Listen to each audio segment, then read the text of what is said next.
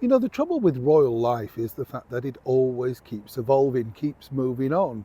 And as I've often said here on the show, chums, part and parcel of the problem, really with royal life over here in the United Kingdom, and I'm sure in the Commonwealth, maybe even the world, you really just look at certain areas and instantly know this is what it means for royals. Whether you're looking at mainly, I would say, Buckingham Palace and Windsor Castle.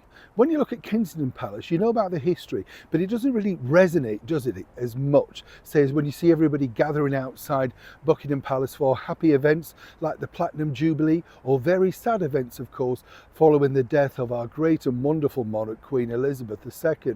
But of course now it's ever changing. But many people are not happy with some of these radical, in their minds, well, changes. As ever, let me explain. Morning, chums. Nice to see you. Thank you so much for joining me today, and I hope you're keeping well. It's an interesting thing, isn't it? Change happens in all our lives. And, you know, I've often said that, you know, for me, living here in the United Kingdom, when you go to Buckingham Palace, it's hard to sort of equate all the history that you're standing in front of those gates. And I've been very lucky to report on major events outside the palace. And you think, wow, I am in a privileged and lucky position. But is now the centre of royal life about to change for, well, some say not the good?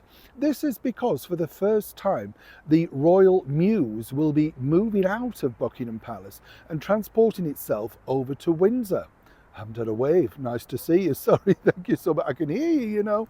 Oh, yes, I can't hear. Where's the wave? You're saying that. We'll have another one just to be sure.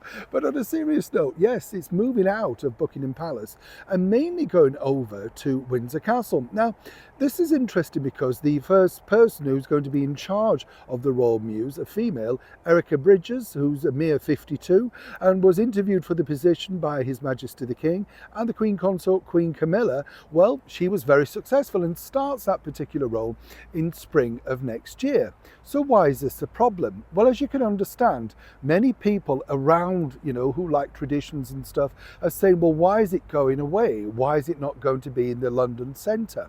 Well, there's two bits that I can tell you. Basically, it's mainly, you know, the horses and the carriages and stuff like that that will now be used, you know, more or less for, I don't mean personal stuff, but for less state things, you know. The main state occasions, those wonderful carriages that have been part of the royal fabric for, you know, years now, they will remain at Buckingham Palace.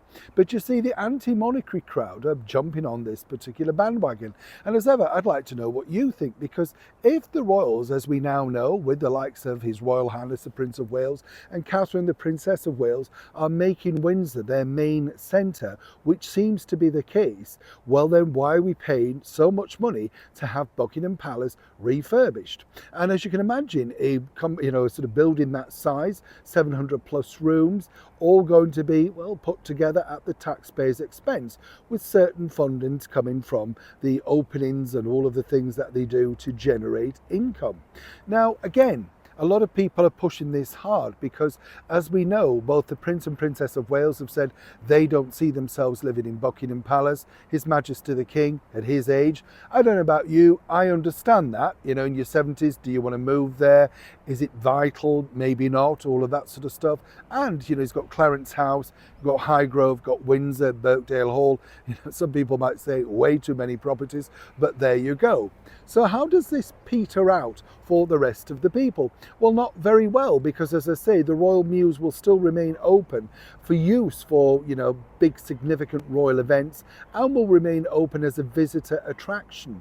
But some might suggest that making this very public and the change of guard, as it were, is only enforcing the fact that, well, should royal finances be looked at?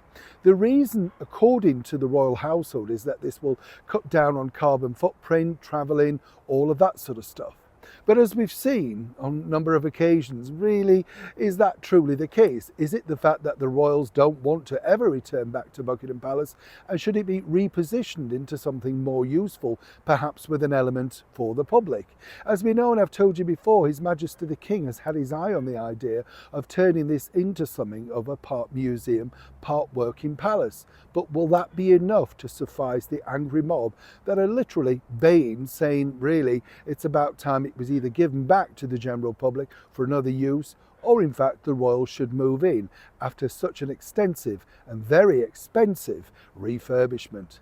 This is not going to go away. Neil Sean, Kensington, London.